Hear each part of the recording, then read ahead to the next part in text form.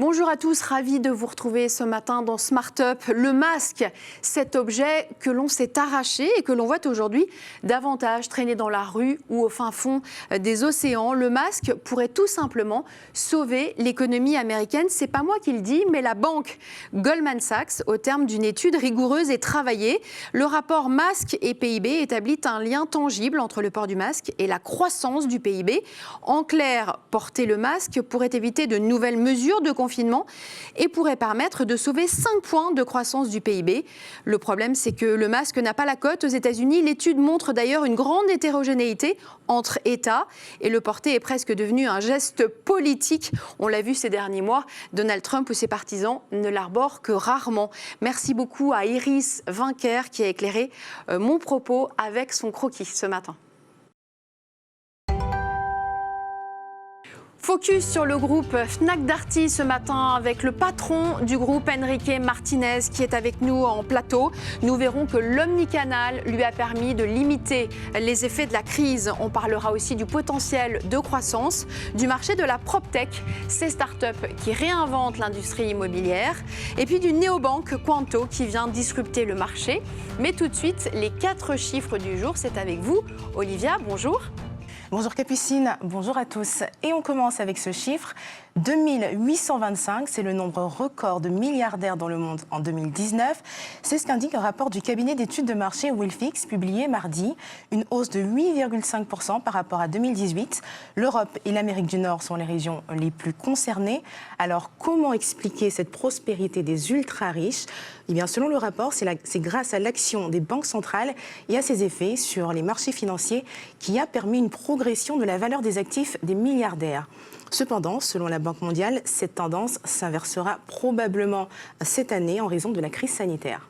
Et on poursuit avec l'affaire Weinstein, Olivia. Tout à fait, Capucine. Une demi-douzaine de femmes harcelées ou agressées par Harvey Weinstein demandent à un juge fédéral d'approuver un règlement de 19 millions de dollars. Ce dédommagement doit encore recevoir l'aval de 2 tribunaux. S'il est accepté, il mettra fin à une action en non collectif intentée devant la justice civile fédérale contre l'ex-producteur d'Hollywood. Harvey Weinstein purge actuellement une peine de 23 ans de prison. Et vous nous en dites plus à présent sur un investissement privé en Afrique. Oui, Capucine, le projet de gaz naturel liquéfié du Mozambique, dirigé par Total, a entamé son processus final de financement, selon des sources proches du dossier, montant 15 milliards de dollars, coût total du projet 23 milliards de dollars, objectif expédier du gaz naturel liquéfié d'Afrique vers les marchés du monde entier, des prêteurs dont une vingtaine de banques sont impliquées dans le financement. Et enfin, un petit tour du côté du Japon. Les ventes de voitures neuves japonaises ont chuté de près d'un quart en juin par rapport à l'année précédente, soit 23% selon les données de la Japan Automobile Dealers Association. Et c'est bien sûr une conséquence de la pandémie. Merci beaucoup Olivia. Tout de suite, on enchaîne avec Smart Leader avec Enrique Martinez, patron du groupe Fnac Darty.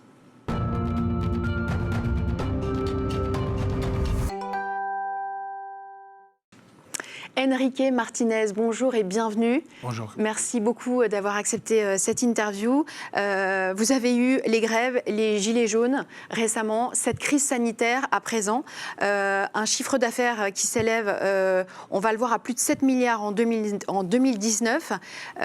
Combien cette crise sanitaire vous a-t-elle coûté ? Et est-ce que votre chiffre d'affaires il risque de s'effondrer en 2020 ? La crise sanitaire nous a affecté profondément parce que, comme vous le savez, en mi-mars, on a dû être forcé à fermer nos magasins. Donc, même si l'activité online a pris une énorme puissance, ça n'a compensé pas la totalité de nos ventes. Donc, on estime aujourd'hui que la crise a coûté au groupe autour de 400 millions d'euros de chiffre d'affaires pendant cette période. La bonne nouvelle pour nous, c'est que depuis l'ouverture de nos magasins le 11 mai, l'activité elle est bonne. Une bonne partie des clients ils sont revenus dans nos magasins. Elle est meilleure qu'elle ne l'aurait été dans un mois de mai traditionnel ? Il est meilleur jour par jour. Ça veut dire qu'il y a une partie des ventes qu'on n'a pas fait pendant les mois de mars, avril et début mai. Il s'est vu déplacer pour les premières semaines après le confinement. Enrique Martinez, racontez-nous. Quand une entreprise comme la vôtre doit fermer instantanément, on le voit sur cette infographie, 710 magasins en France du jour au lendemain. Qu'est-ce qui se passe dans l'entreprise ? Est-ce que c'est le branle-bas de combat ? Comment est-ce qu'on gère un moment comme celui-là ? Vous avez intérêt d'avoir une très bonne équipe autour de vous. Ouais. Parce qu'il y a des centaines, des milliers de décisions à prendre et à exécuter très rapidement. Alors, on s'est trouvés tous avec un week-end où le président a annoncé le confinement. On a travaillé pendant tous les week-ends pour exécuter au mieux toutes les actions qu'il fallait mettre en place pour sécuriser nos magasins, les fermer et basculer d'un jour à l'autre sur une activité pure online. Donc ça veut dire qu'on a les seuls moyens de continuer à vendre et à servir nos clients, c'était nos sites internet. Heureusement pour nous, ce sont des sites qui sont très forts avec des fortes audiences. Comment on fait basculer les clients vers le digital du jour au lendemain? Oui. En fait, déjà, on part d'un principe assez bon pour nous. Nous avons des marques qui sont très fortes. Quand vous parlez Fnac, quand vous parlez Darty, et même Nature et Découverte, fait partie du groupe, vous avez des millions de clients qui vous connaissent et qui sont des clientes habituelles. Donc les réflexes digitales à travers des marques, il est beaucoup plus naturel. Après, nous avons des expertises fortes dans nos équipes sur les digitales, donc une activité qui est déjà de plus de 1,5 milliard de chiffre d'affaires en période normale. Donc on a à la fois les équipes, les compétences, les outils, les systèmes informatiques et la capacité pour accompagner cette période. Qu'est-ce que vous avez fait de vos caissiers ou des gens qui travaillent en rayon à la Fnac? Vous les avez fait basculer sur d'autres métiers? Vous avez réinventé leur métier en quelques jours? Non, ces personnes qui étaient dédiées 100% à l'activité magasin, ils ont été placés en chômage partiel pendant la période des confinements. Par contre, on a fait basculer toute la partie logistique, service et une bonne partie de l'activité siège pour servir la partie e-commerce. Il ne faut pas oublier que les groupes, il a toujours prêté service à domicile. Les livraisons, l'installation, la réparation à domicile, ça a été fait. Donc, il y a une bonne partie de l'activité qui a été construite, mais l'activité magasin, malheureusement, a été fermée. Vous déclarez 120 000 nouveaux adhérents Fnac pendant le confinement. Oui. Comment est-ce qu'on récupère 120 000 nouveaux adhérents Fnac, hein? Ce n'est pas les clients. Les clients, ça s'élève à peu près 1 million, oui, 1 million de nouveaux clients. Donc, des gens qui n'avaient pas de compte qui n'avaient pas de compte sur les sites Internet. Comment est-ce qu'on récupère ces clients? Où étaient-ils? Comment est-ce qu'on les récupère? Et surtout, comment est-ce qu'on les conserve derrière? Oui, il y a tout un enjeu, en fait. Tout le travail à faire maintenant.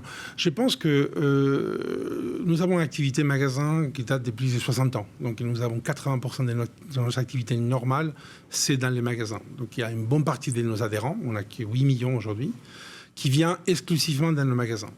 Quand les magasins sont fermés, ils veulent continuer à acheter ses livres, ses ordinateurs pour faire face au confinement.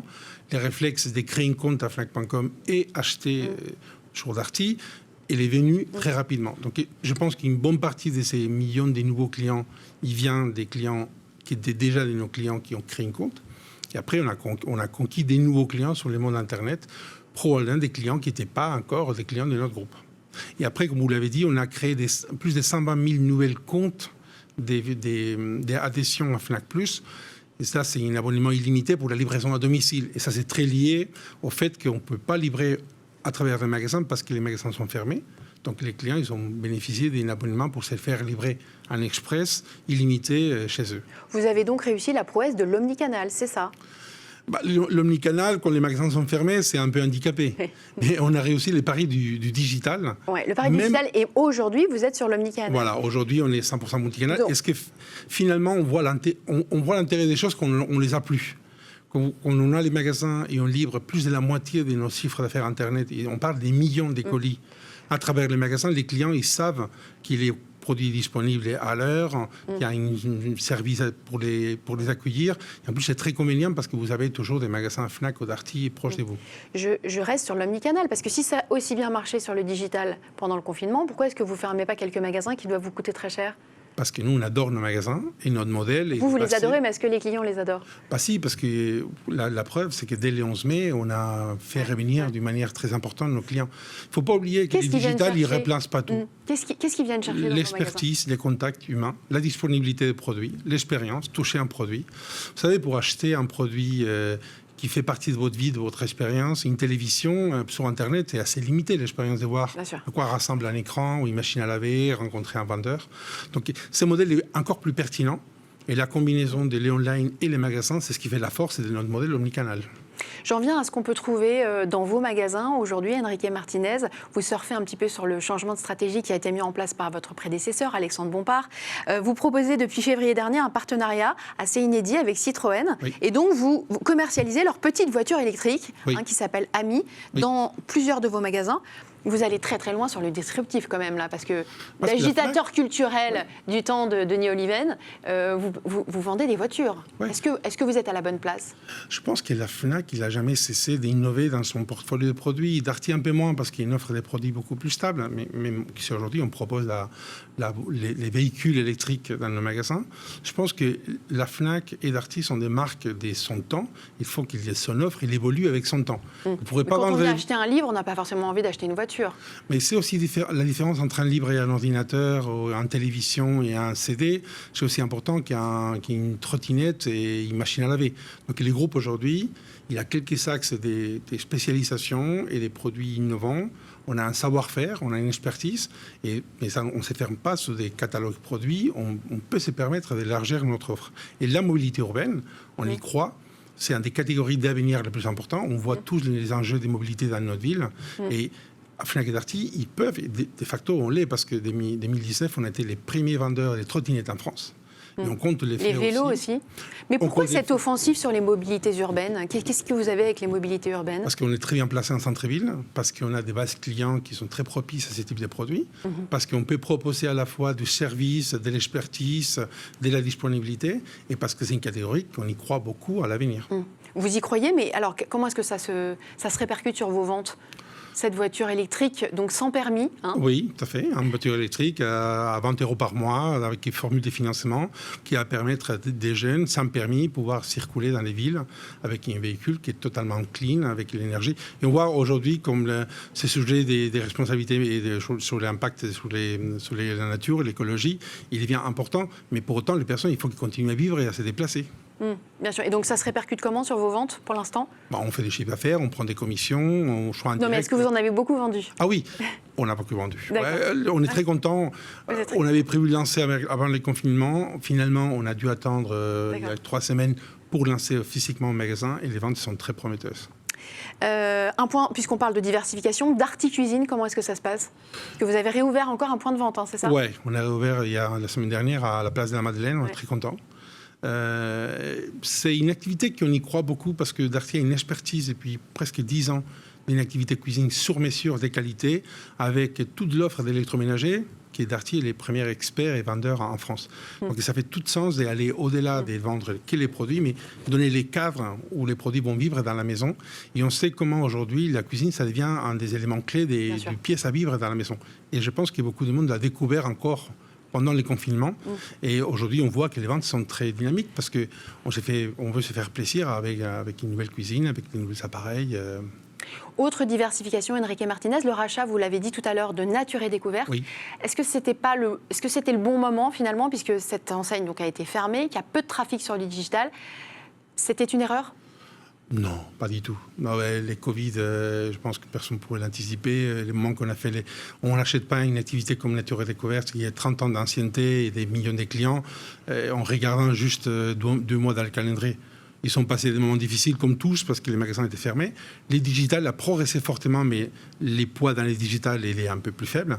Mais les magasins sont réouverts aujourd'hui, les clients sont revenus, et une longue histoire, et on y croit énormément, encore plus, à l'offre de Nature et Découverte dans le futur.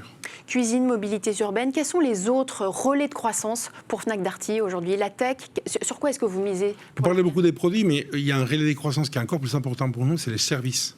C'est que nous sommes capables d'allier à la fois des produits qu'on vend, qu'on propose, des produits très innovants, mais avec toute une offre de services pour faire que l'utilisation de ces produits soit optimale pour les clients. Après-vente, avant-vente, la réparation, la vente de produits d'occasion, la réparation à domicile, etc. Donc tous ces leviers des valeur ajoutée qu'un groupe comme les nôtres peut proposer, c'est probablement des axes plus importants. Alors justement, puisque vous en parlez, les produits durables, plus qu'autre-chose, l'économie circulaire, qu'est-ce que ça représente pour un groupe comme le vôtre? Parce que ça, c'est Je vous donne un chiffre que très peu de monde connaît. Nous réparons à l'année plus de 2 millions de produits. Et on se déplace chez les clients plus de 1 million de fois. Mais par rapport au nombre de produits qui sont réparés en France, quand vous regardez dans les mondes, quel pourcentage? Quand vous regardez dans nos métiers des retailers comme Fnac, comme Darty surtout, il y a très peu de monde qui a investi un outil industriel aussi important, des réparations avec tout un savoir-faire, des réparations dans les magasins, des réparations à l'atelier et des réparations à domicile. On a plus de 2500 techniciens dédiés dédié exclusivement à faire vivre et à faire durer et perdurer la vie des produits longtemps. Et c'est encore plus important aujourd'hui avec ce qu'on sait de l'impact dans la nature de l'utilisation des produits comme les nôtres. Un mot de l'international, Enrique Martinez, vous êtes présent dans 13 pays. La FNAC à l'étranger, est-ce que vous pourriez vous développer dans d'autres pays? Est-ce que vous avez... On pourrait, mais aujourd'hui, la priorité, tout à fait honnête, pour être honnête avec vous, c'est consolider la position dans les pays où nous sommes aujourd'hui. Il y a quand même d'autres marchés en forte croissance sur lesquels vous pourriez vous positionner? D'autres pays, vous dites? Si, il pourrait, parce qu'à Fnac, il y a été une enseigne qui est très puissante, avec un plus 50% digital. On a parfois des marques d'intérêt pour nous installer, soit en franchise, soit en propre. On regarde tout ça avec attention, mais la réalité, c'est qu'aujourd'hui, nos moyens, ils sont dédiés, très focalisés à développer l'activité dans nos magasins, dans nos pays, sur l'offre digitale et sur l'offre service. On va parler dans la séquence suivante des villes de demain, de l'immobilier de demain. Le retail de demain, Enrique Martinez, il va ressembler à quoi? Ce sera du click and collect, ce sera du drive to store. Qu'est-ce que vous imaginez? J'imagine que vous avez des équipes qui travaillent sur le sujet. À quoi ressemblera la FNAC dans 10 ans? Je pense que la FNAC, il a été toujours en mouvement, il va continuer à l'être. Et à nous, à se donner les moyens de l'adapter régulièrement. Ouais. Nous, on y croit fortement au concept du commerce hybride entre les digital et les physiques. Le figital. Les figital, les one channel, les omnicanal, il y a beaucoup de mots, mais en vrai, ça veut dire qu'il faut allier la praticité du digital avec l'expérience et l'expertise du physique. Et dans des métiers comme les nôtres, il y a parfois des engagements et des investissements importants, les physiques, ils restent à une place qui est incontournable. Après, tout ça, ça va adapter. Avant, on s'est développé exclusivement dans les centres-villes, puis il y a les centres commerciaux. Les centres-villes sont fragilisés. Je pense qu'on a tous intérêt à revenir sur les centres-villes et donner de la vie dans nos vies pour faire que nos villes soient agréables et soutenables. Mais forcément, il y aura aussi des commerces qui s'étaient pas déplacés un peu moins à la périphérie urbaine. Donc, il y a probablement ces combinaisons qui restent à inventer. Mais nous, on y croit profondément à un commerce responsable, des qualités et très serviciel. Dernière question, Enrique Martinez, le temps file trop rapidement. Vous êtes espagnol, vous vivez en France depuis très longtemps, vous travaillez à la FNAC depuis 22 ans, c'est ce que vous m'avez confié au début de l'interview. Quel est votre regard sur la crise qu'on vient de vivre et la réponse qui a été apportée au niveau européen? Est-ce que la réponse a été suffisamment unanime au niveau européen? C'est votre regard de citoyen européen que je... Oui. En fait, on vient de vivre des moments uniques et très durs pour tous. Et je pense qu'à tout niveau, au niveau de la société, des entreprises, mais aussi au niveau des États, on a dû prendre des décisions très rapides et sans savoir toutes les informations nécessaires. Je pense que ce qui a été fait, c'était tout ce qu'on pouvait faire au mieux qu'on pouvait faire, et particulièrement sur la réponse économique. Je pense que la France a été exemplaire sur la rapidité et sur la puissance. Ce qui reste à faire, c'est encore le plus important, c'est la réponse européenne pour les fonds des soutiens. Donc c'est maintenant la réponse européenne? Je pense que c'est la clé. Ce qu'on a fait, c'était important pour que les trous ne soient pas trop bas, mais c'est dans les prochaines semaines que ça va se jouer les futurs de l'Europe pour les prochaines 20 ans. Et je pense que c'est l'enjeu. C'est global. Ça ne sera pas un seul pays qui pourra le faire. Même des grands pays comme l'Allemagne et la France, toutes seules, ils ne pourront pas y arriver. On a l'intérêt d'avoir une réponse globale au niveau de l'Europe pour sortir de ces crises encore plus fortes qu'on l'était avant. C'est un enjeu d'une génération. Merci beaucoup, Enrique Martinez, patron de Fnac Darty, d'être venu nous voir. Et on enchaîne tout de suite avec Smart Tomorrow.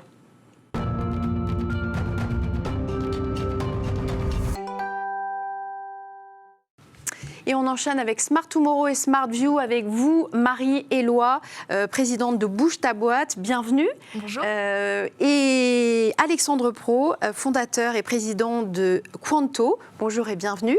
Et enfin, Mathias Flatin, associé d'Axéléo Capital. On va parler ensemble du marché de la PropTech. Mais avant tout, Marie, bonjour. Vous accompagnez des centaines de TPE sur tout le territoire français avec Bouge ta boîte. Un mot de Bouge ta boîte. Qu'est-ce que c'est Bouge ta boîte? Alors, c'est un réseau business féminin qui est présent dans 100 cercles en France, donc il y en a forcément un près de chez vous, pour gagner en stratégie, gagner en leadership, gagner en chiffre d'affaires, des dirigeantes d'entreprises de TPE qui se retrouvent tous les 15 jours, des méthodes de travail structurées, efficaces, objectifs, du business avec du sens, et c'est un peu ce que vous faites, je crois, ici. Et ça existe depuis combien de temps, Bouge ta boîte? Ça existe depuis 2 ans et demi et on a essaimé très très vite.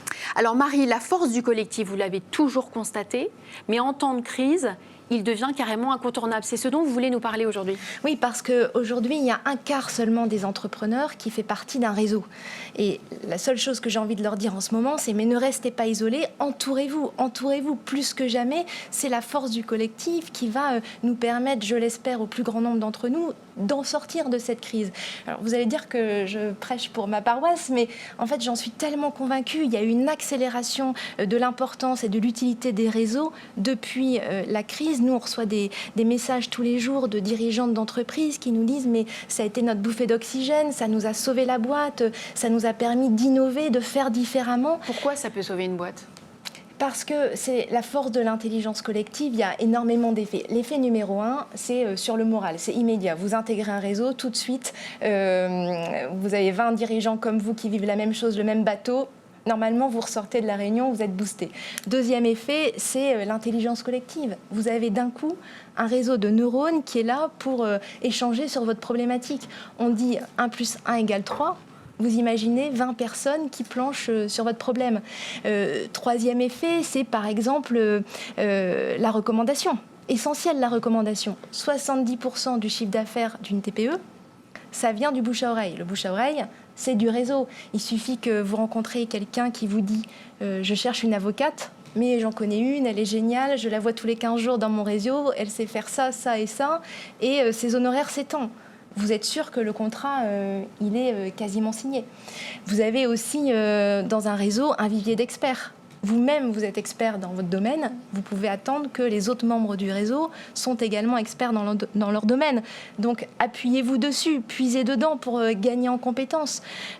Par exemple, nous, on a un cercle au moment de la crise. L'expert comptable du cercle s'est emparé des prévisionnels de crise de chacune des membres pour s'assurer que ça tenait la route. Et celle qui était spécialisée en communication a fait de même pour s'assurer que chacune puisse se démarquer et sortir du lot. Et en fait, c'est infini. Rapidement, comment choisir son réseau ? Parce qu'il faut bien le choisir. Alors, il y en a 10 000 des réseaux en France, apparemment. Donc, il y en a forcément un qui vous correspond. Ce qu'il faut, c'est que ça vous ressemble bien. Ça ressemble à vos valeurs, votre fonctionnement, vos contraintes. Que ça réponde également à la taille de votre entreprise, à la maturité de votre entreprise. Et puis, dans un réseau, il faut d'abord donner avant de recevoir. Ce n'est pas parce qu'on arrive dans un réseau que tout va tomber tout cuit. Il faut d'abord semer pour récolter.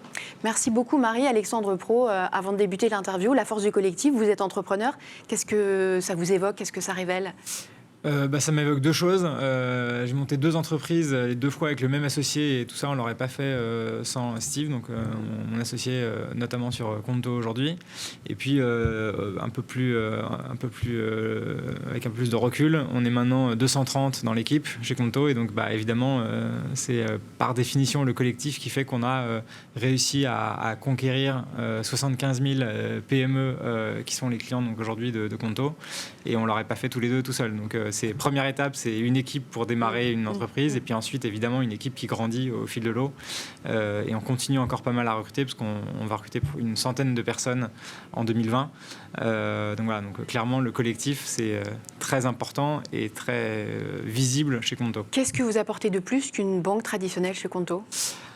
Plus simple, plus rapide, moins cher, mieux connecté à tous les outils qu'utilisent les PME. Donc la banque traditionnelle, en fait, elle est complètement has-been à vous entendre.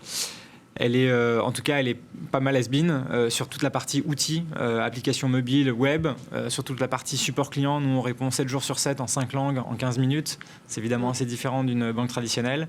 Et puis sur toute la partie tarification, où on a des prix qui sont fairs, qui sont transparents. Ça ne veut pas dire qu'on est gratuit d'ailleurs.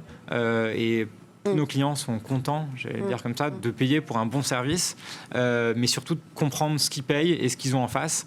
Et donc voilà, c'est cette clarté dans la tarification qui est vraiment importante. Je reviens vers vous après. Mathias Flatin, vous êtes donc associé d'Axeléo Capital. Vous venez d'annoncer la création d'un fonds qui va investir entre 35 et 50 millions d'euros dans des startups du secteur de la PropTech. Qu'est-ce que c'est la PropTech ? Alors déjà, c'est un fonds qui gère 35 millions d'euros et qui investira entre 100 000 euros et 3 millions d'euros. Dans des startups. Dans des startups. La PropTech, c'est un anglicisme qui signifie Property Technologies. Donc ça n'a rien à voir avec la propreté. Non, mais on a que des mauvais anglicismes dans le domaine parce qu'on a aussi la Contech pour la construction. On part mal si on est trop français. Les Property Technologies sont les innovations portées le plus souvent par des startups au service de l'immobilier, sur toute la chaîne de valeur de l'immobilier. que ce soit de la conception avec des outils digitaux pour planifier les étages à l'avance à partir par exemple de ce que veulent les utilisateurs plutôt qu'à partir d'un plan d'architecte un petit peu stéréotypé, de la robotique de construction, comment on automatise certaines tâches qui peuvent être dangereuses, qui sont très coûteuses, tous les échafaudages qu'on voit dans Paris et qui restent des mois, on peut les remplacer par des robots très efficients. Voilà, c'est sur toute la chaîne de valeur jusqu'à l'usage, jusqu'aux enjeux de planification urbaine, comment on conçoit les infrastructures de la ville et comment on vit la ville. Donc il faut imaginer la ville de demain tout en tenant compte des nouveaux enjeux en matière de consommation liés aux millennials, par exemple. En fait, c'est titanesque la tâche qui s'annonce. Oui, exactement, mais en fait, il y a un besoin propre à ce marché d'amélioration de la productivité, d'efficience des moyens. L'immobilier, c'est un domaine qui, dans les 20 dernières années, n'a eu une productivité qui a évolué que de 1%. Depuis 20 ans, on a Internet, le digital, plein de leviers d'efficience qui devraient permettre à ce métier, à ce marché d'évoluer, d'être plus efficient. Il ne se passait rien jusqu'à présent pour une raison qui est que l'immobilier est un marché d'offres et que finalement, c'est l'immobilier qui dicte l'offre, qui dicte le produit et le consommateur qui doit s'en accommoder. Ce qui se passe aujourd'hui, d'après nous, et c'est pour ça qu'il y a une accumulation de plus en plus de PropTech qui apparaissent, c'est que c'est la demande qui change.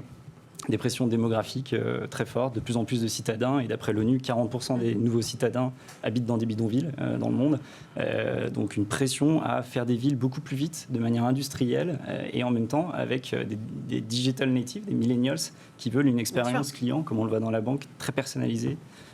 Donc ça nécessite de l'innovation. Ça peut passer que par et là, c'est une question pour vous également. La crise, elle dicte alors les changements. Elle crée les nouveaux marchés. On le voit avec le impact de la crise, alors, pour vous et pour vous? On le voit avec le télétravail. Le confinement a permis à tout le monde de découvrir qu'on peut très bien être très efficient avec une visio. On fait même beaucoup plus de réunions parce qu'on n'a pas tout le temps de trajet. Je voyais une étude hier qui disait que 28% des travailleurs regrettent de devoir retourner dans leur bureau.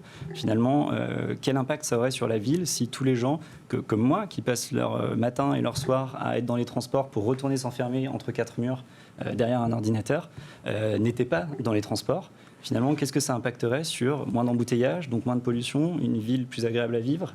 Il y a donc des vous tenez compte avec des leviers technologiques très simples. Donc vous allez tenir compte de tous ces enjeux du télétravail pour la ville de demain et les startups dans lesquelles... Ça va impacter l'immobilier de bureau.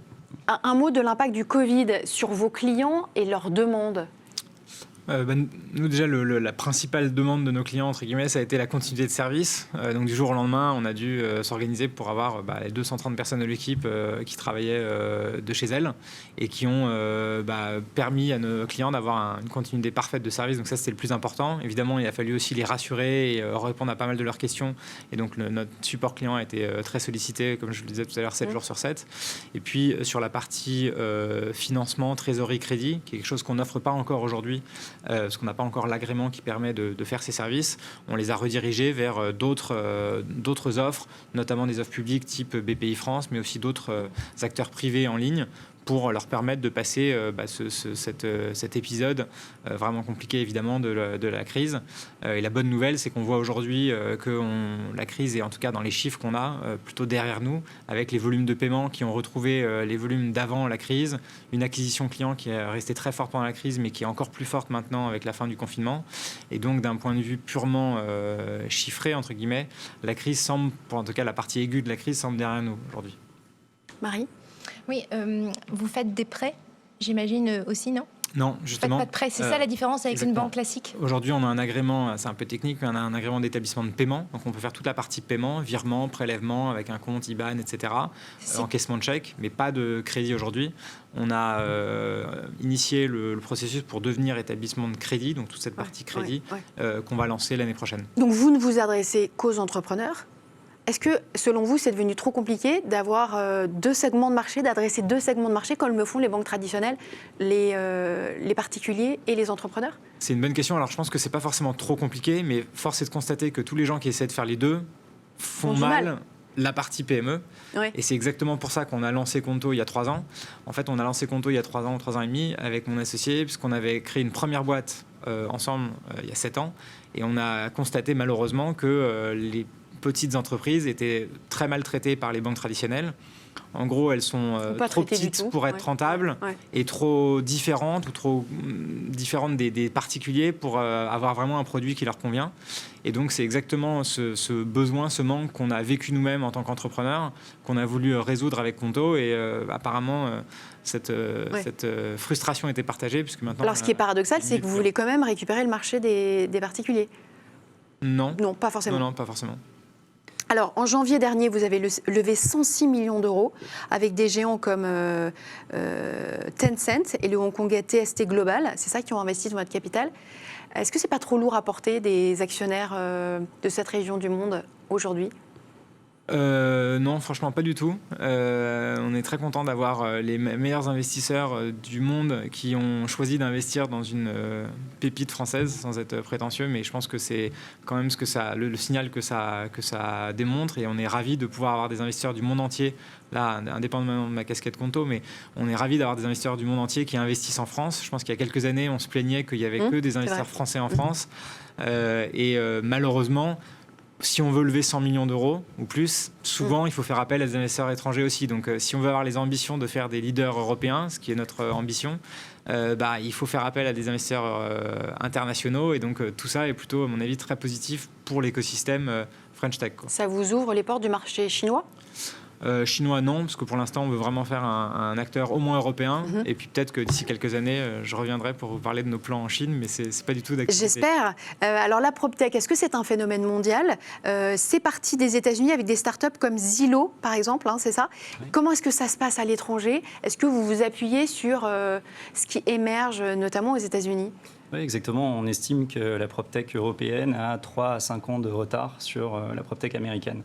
La PropTech est arrivée au début, il y a toujours eu des startups dans l'immobilier. En tant qu'investisseur, on avait l'habitude juste de ne pas les accompagner parce qu'on sait qu'elles ont beaucoup de mal à accéder à leur marché. Il y a une réceptivité du marché immobilier du fait de cycles complètement différents entre les corporates immobiliers qui ont des cycles très longs, propres aux projets immobiliers eux-mêmes, et des startups qui ont des enjeux de financement très court terme. Donc c'est cette demande qui fait qu'il y a une accélération, ce changement de la demande qui fait que l'offre maintenant est obligée d'écouter de la demande et de s'adapter. Et ça a commencé par les États-Unis.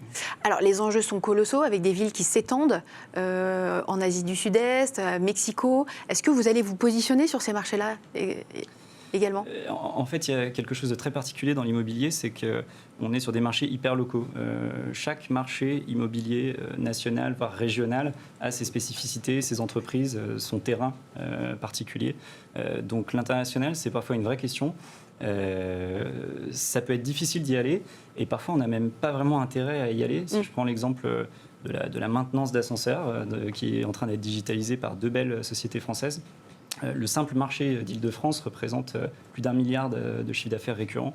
Donc pourquoi quitter l'Île-de-France pour essayer même le reste de la France, sans parler de l'international ? Donc nous, on cible pour le moment l'Europe, justement pour jouer sur ces marchés hyper locaux. Peut-être qu'il y a des marchés plus propices pour lancer telle verticale dans un autre pays d'Europe par rapport à la France. Et on va se limiter à l'Europe pour le moment. Marie ?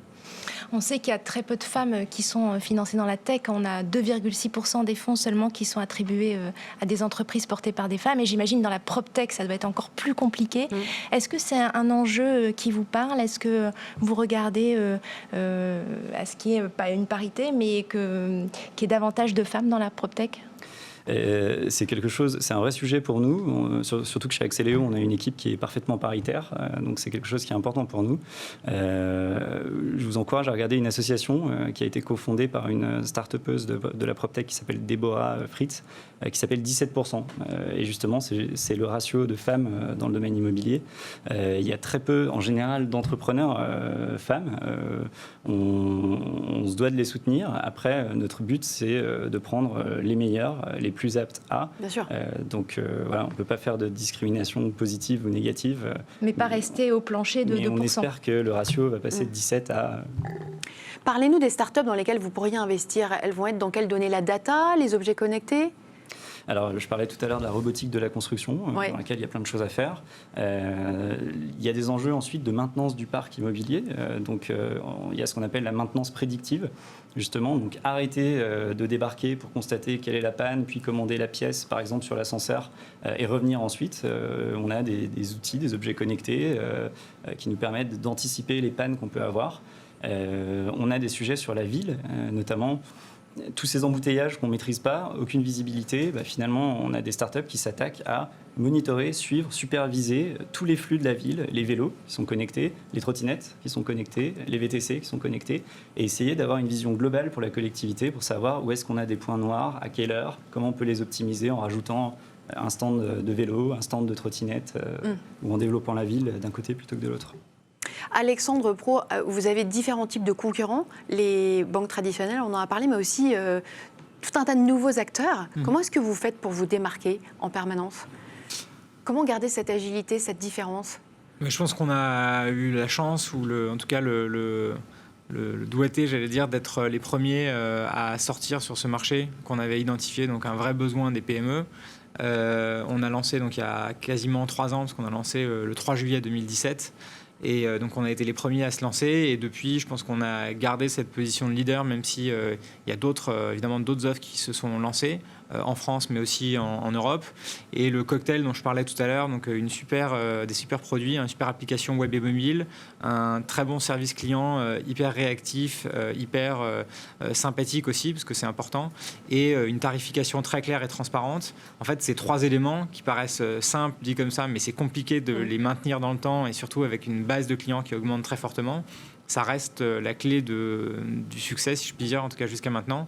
Et donc, à la fois, on regarde ce que font d'autres acteurs, mais surtout, on se concentre sur nos services, nos produits, nos clients, pour s'assurer que, au quotidien, on répond bien à leurs questions, à leurs demandes, et qu'on prévoit les nouveaux produits, les nouveaux services pour répondre à leurs besoins en fonction de leur retour. Donc, on se concentre surtout sur nos clients, ce qu'ils nous disent, et ce qu'ils aimeraient qu'on fasse de mieux ou de plus, et on essaie de faire ça mieux et plus rapidement, quoi. Dernière question très rapidement, Mathias Flatin, un peu d'actualité. La vague verte des municipales, qu'est-ce qu'elle évoque ? Est-ce qu'elle conforte votre position ? Oui, elle montre que la demande s'exprime encore plus fort sur ces enjeux environnementaux. Donc il va falloir l'intégrer. Et il y a des beaux succès à tous les niveaux, dans la mobilité, dans le ciment, avec des ciments écologiques. Donc je pense qu'il y a eu une prise de conscience à ce niveau-là, et donc ça va se poursuivre, et que ça va transformer l'offre. C'est ce qu'on cherche. Merci beaucoup, Mathias Flatin, associé d'Axeléo Capital, Alexandre Pro, fondateur de Conto. Merci beaucoup d'être venu. Marie, on se retrouve très vite. Merci pour cette chronique. On marque une petite pause. On se retrouve juste après.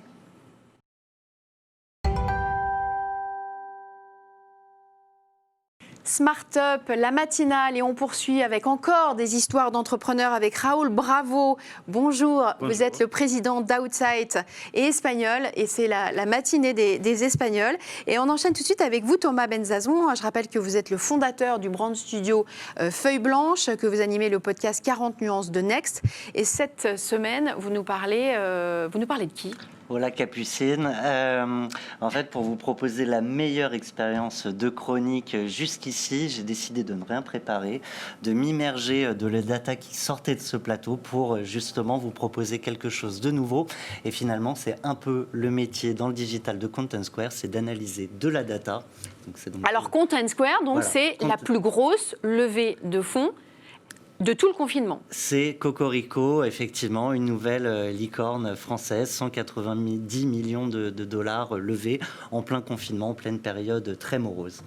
Alors, Content Square, qu'est-ce qu'ils font ? Donc, ils travaillent sur la data pour proposer la meilleure expérience utilisateur sur le digital. Donc, ils analysent le parcours des utilisateurs sur les sites et autres devices, justement pour affiner la proposition de valeur des marchands. Et il y a un homme derrière, il y a un homme que vous avez rencontré ? Jonathan Cherki. Alors, je ne l'ai pas rencontré, il est à New York, donc on s'est vu de loin. Et un homme assez étonnant. En fait, son grand-père était entrepreneur, son père avait rejoint son grand-père, son frère a rejoint son père. Donc, typiquement, sa vie toute tracée, c'était celle de reprendre l'entreprise familiale. Et finalement, Jonathan, c'est pas quelqu'un qui se repose sur ses lauriers. Et son histoire, elle naît d'un projet étudiant qui va changer sa vie, celle de Content Square.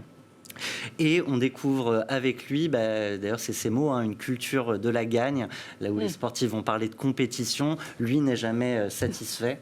Et ce qu'il garde des États-Unis, et c'est la petite anecdote aussi qu'on voulait partager avec vous, c'est que là-bas, les étudiants, les élèves à l'école, le lundi, même s'ils ont passé le week-end le plus horrible du monde, ils doivent pitcher leur week-end, raconter leur week-end avec enthousiasme, et c'est peut-être là l'enthousiasme. Think positive, l'énergie positive américaine. C'est bon ? Et c'est bon. J'ai prévu de faire quoi à chaque fois, j'ai pas le temps de tout dire. C'était parfait, Thomas. C'était parfait. On est ravis que vous nous ayez raconté les coulisses de cette interview avec Content Square, qu'on espère recevoir un jour dans cette matinale. On passe à vous, Raoul Bravo. Vous êtes donc le président d'Outsight, qui développe une caméra, je cite, 3D de smart monitoring pour les grands espaces tels que les aéroports, les centres commerciaux et éventuellement les voitures. Alors racontez-nous l'histoire de cette caméra, l'expérience de cette caméra. À quoi sert-elle? En fait, oui, pour faire simple, quand on dit 3D, ça veut dire quoi? Parce que caméra, on comprend, c'est capturer une image. 3D, ça veut dire qu'on connaît aussi la profondeur des choses. Vous savez, quand on a une caméra classique, comme celle qui nous filme, on n'a pas cette notion. On ne sait pas si un objet, c'est loin ou pas. Nous, humains, on les comprend, mais la caméra, elle ne sait pas. Donc un objet, on va dire, petit, proche, c'est la même chose qu'un objet grand, loin. Et pourtant, cette information est importante. Quand on est un véhicule, on a plutôt intérêt, surtout un véhicule autonome, de plus en plus intelligent, à savoir si l'objet est là ou pas, est-ce qu'il est loin, est-ce que c'est un enfant, est-ce que c'est un vélo, etc. Donc, dans les véhicules, ce qu'on fait, c'est donner une conscience de tout ce qu'il y a autour. Donc, ça veut dire que cette caméra, elle va prévoir, elle va observer, je ne sais pas, une chute de neige. Ou un enfant qui traverse. Typiquement, un enfant qui traverse, plutôt une balle qui traverse et l'enfant qui vient derrière. Ouais. Ce qu'on veut savoir, où est-ce qu'il est vraiment, en fait. Ouais. Et donc, qu'est-ce qu'elle va faire, la caméra, à ce moment-là? Et donc, elle va déjà le percevoir à sa juste mesure. Donc, encore une fois, savoir où est-ce qu'il est vraiment, où est-ce que sa taille, sa vitesse, etc. Et aussi avoir le logiciel qui permet de dire c'est un enfant. C'est pas. Et donc, elle va faire bip bip. Et donc, c'est pas la même chose que si c'était autre chose. Donc, c'est un objet presque invisible qui peut changer nos vies. Il peut éventuellement changer nos vies, sachant que, évidemment, les accidents, notamment la nuit, c'est un élément important, c'est que ça fonctionne la nuit. Parce qu'on génère notre propre lumière, on voit la lumière qu'on rebondit. Il y a beaucoup d'accidents quand on n'a pas de lumière. Donc l'avenir de la voiture autonome, elle dépend d'acteurs comme vous? D'acteurs comme nous. Il faut, pour que la voiture autonome soit une réalité, il faut des technologies en fait, qui traitent des problèmes qui aujourd'hui ne sont pas traités. Ça, c'est la voiture autonome. Mais avant la voiture autonome, on veut que n'importe quelle voiture puisse s'arrêter s'il y a un enfant qui traverse. Donc, ce n'est pas parce qu'il y a un conducteur. Donc, les voitures, il faut comprendre que la voiture autonome capte l'attention, notamment des médias, c'est normal. Mais avant ça, il y a l'aide à la conduite, qu'on appelle. Et c'est rendre nos voitures de tous les jours, en fait, de plus en plus intelligentes. Et donc, ce qu'on a fait dans ce qu'on appelle le smart monitoring, donc pour les aéroports ou autres, c'est utiliser la même technologie, en fait. Juste que la seule différence, c'est que quand on détecte des personnes, c'est pas pour éviter l'accident, parce qu'on est dans un contexte différent, mais c'est pour comprendre où est-ce qu'ils sont, qu'est-ce qu'ils font, combien de temps ils attendent, où est-ce qu'ils attendent. Et c'est une information qui, aujourd'hui, on ne peut pas obtenir avec une caméra, on va dire, normale, classique, et qui a une valeur très importante, pas forcément que pour les aéroports, mais pour n'importe quel endroit, quel lieu qui accueille des publics. Thomas. Moi, j'avais le sentiment, que ce soit pour la voiture autonome ou même pour les infrastructures ou les lieux, qu'il y avait déjà un certain nombre de technologies qui existaient. Là, je découvre en fait que les voitures autonomes existantes ne marchent pas vraiment bien la nuit.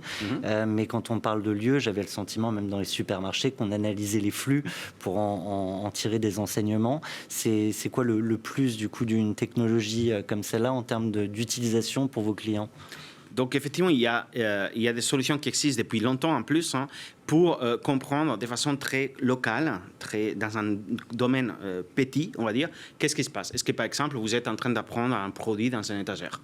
Ça existe. Ou combien de gens traversent une porte? Ça existe depuis longtemps. Ce qui nous intéresse ici, ce n'est pas forcément combien de gens traversent une porte. C'est où sont les gens maintenant qui ont traversé cette porte. Où est-ce qu'ils sont allés? Est-ce qu'ils sont seuls, sont avec quelqu'un, etc. Tout ça, évidemment, en respectant les caractères privés des données. Vous avez signé, vous avez levé 20 millions d'euros il y a un an et signé dans la foulée un premier contrat avec l'aéroport Roissy-Charles de Gaulle pour l'installation d'une caméra dans un de leurs terminaux. Aujourd'hui, les aéroports sont prêts à réouvrir. Il y a de vrais enjeux. Comment est-ce que vos caméras vont permettre de résoudre les problèmes auxquels sont confrontés tous les terminaux aujourd'hui ? Comment apporter davantage de fluidité aux aéroports? Vous avez un enjeu colossal. évidemment, difficile à prévoir. Hein. Nous, mais je pense que la plupart des gens ont des quand est-ce qu'on va récupérer, on va dire, un trafic normal, etc. Mais il est vrai que du moment où on a l'information de où se trouve tout le monde, à tout moment, partout, c'est ce qu'on fait, hein, tout le monde, partout, tout le temps, évidemment, on peut appliquer de façon, on va dire, naturelle, notamment des règles de distanciement, de comprendre est-ce qu'il y a trop de monde, trop de personnes dans un espace où il devrait y avoir moins. La fluidité, comme vous dites, c'est naturel chez nous, parce que c'est une information qui est directement native. Donc, effectivement, on pense que ça va venir naturellement avec la reprise du trafic. Mais est-ce que le monde de demain, c'est de vivre avec une caméra partout, même chez nous, à notre domicile? Est-ce que ces caméras, elles ne vont pas complètement nous infantiliser? Alors, je ne pense pas que ce soit ça ce qu'on souhaite, qui soit ni souhaitable, ni vraiment la direction. Déjà, nous, on appelle ça caméra pour expliquer qu'on capte de l'information, mais en réalité, c'est un laser, c'est de la lumière qu'on envoie, en fait, et qui ne filme pas, en fait. Donc, on n'a pas l'image, on ne sait pas que c'est vous. On sait juste que c'est quelque chose qui fait 1m70, qui fait une certaine taille. Et ce n'est pas important qui c'est. En fait, ce qui est important, c'est combien de personnes, qu'est-ce qu'on fait, etc. Donc, naturellement, on n'a pas cette information-là. Mais en tout cas, notre valeur ajoutée est principalement dans des endroits qui ont une certaine taille. Encore une fois, si c'est pour comprendre... Des endroits où il y a du flux. Dans lesquels il y a du flux, dans lesquels c'est important de comprendre sur des distances importantes qu'est-ce qui se passe. Si, encore une fois, on veut savoir sur un endroit très précis est-ce que vous êtes là ou pas, des caméras, on va dire, classiques suffisent et ce n'est pas notre espace. Dernière question rapidement. J'allais aller sur le même sujet que toi. D'accord. Alors, est-ce qu'il y a des pays qui sont plus demandeurs que d'autres? Je pense aux pays autoritaires.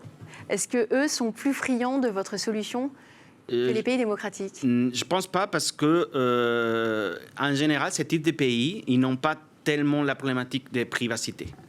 Et un des points forts que nous on a, c'est qu'on n'a pas besoin, en fait, ni de faire de la reconnaissance faciale, ni de comprendre.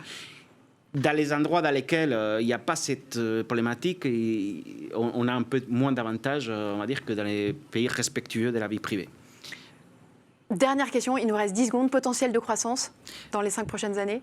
Nos prévisions, c'est dans des centaines de millions.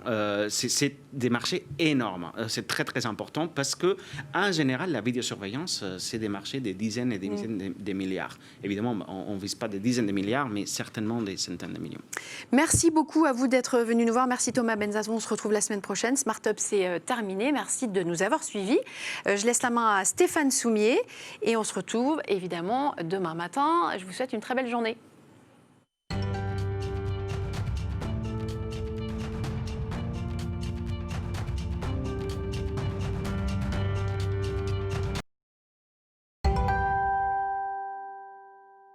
Les amis, nous voilà de retour, c'est Be Smart, l'émission. On va, alors, j'allais dire, et justement en préparant cette émission-là, c'est quand même incroyable. Vous faites une émission sur le business là aujourd'hui, mais quand je dis aujourd'hui, c'est aujourd'hui, 1er juillet. En gros, allez quoi, 60-75% des sujets que je traite avec les entrepreneurs, j'aurais qualifié ça il y a 6 mois de sujet écolo. Pour pas aller encore un petit peu plus loin dans la qualification du sujet, mais vous voyez de quoi je veux parler. C'est dire la violence du virage quand même. Et tous ces gens-là, vous l'avez peut-être vu, mais lundi, c'est Sébastien Lalvé, investisseur, gestionnaire d'actifs, qui était avec nous, qui dit, mais il est radical, il dit, vous voulez monter un fonds, la seule question que vont vous poser les investisseurs, c'est est-il ou pas ESG? Point. Le reste, ça viendra après, est-il ou pas ESG? Donc on va démarrer avec ça, avec sans doute l'un des chefs d'entreprise qui a la réflexion la plus aboutie sur cette question. Ensuite, on ira sur l'assurance, et puis on ira nager dans le bonheur. Vous allez voir, c'est Be Smart l'émission.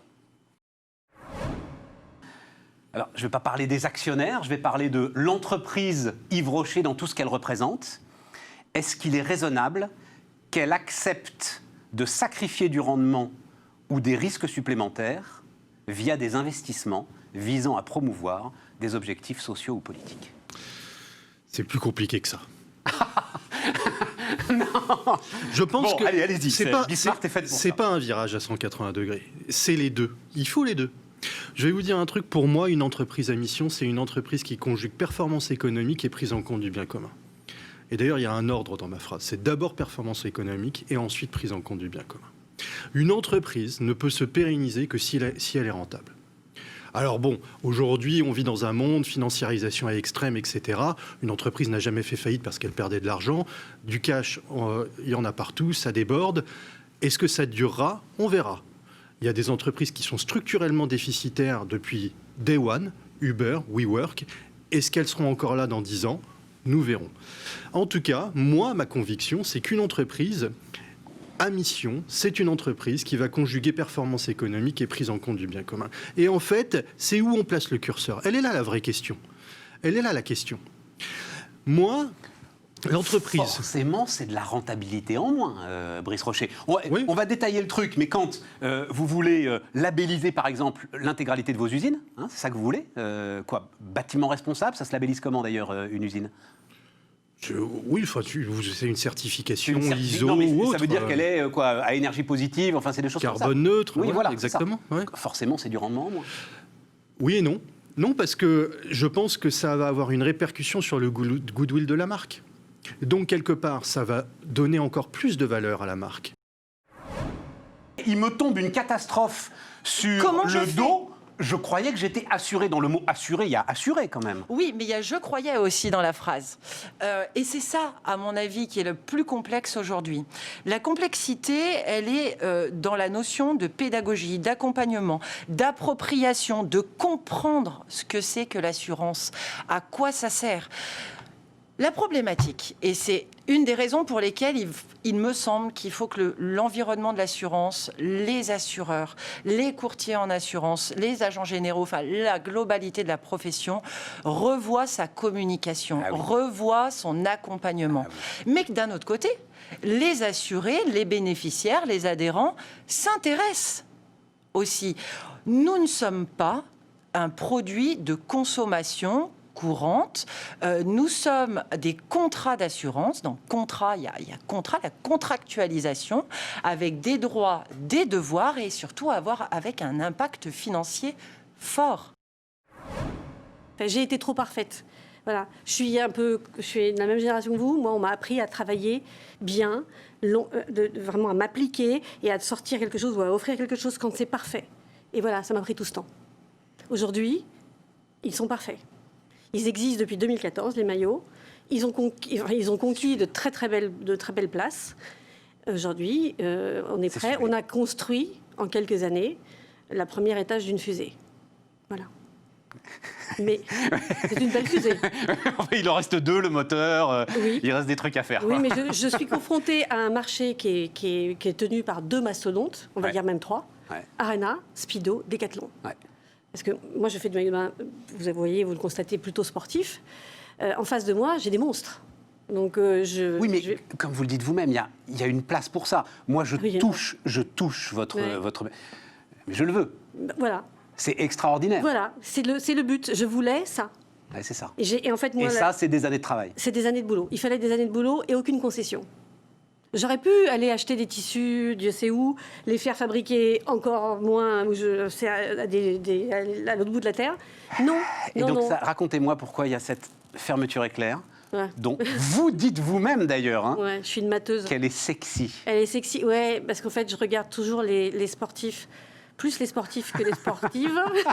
Et je ne sais pas pourquoi j'ai cette attirance. Et un jour, j'ai traversé les États-Unis en bagnole et je me suis retrouvée sur une plage de San Diego. Et tout à coup, j'ai vu des surfeurs. Et les mecs avec les cheveux délavés. Enfin, c'était vraiment... J'étais dans un film. Et quand ils sont sortis devant moi, négligemment, ils ont fait ce geste et ils déroulaient leur combinaison. Et moi, j'étais là, je dis, mais c'est pas possible, c'est un crime.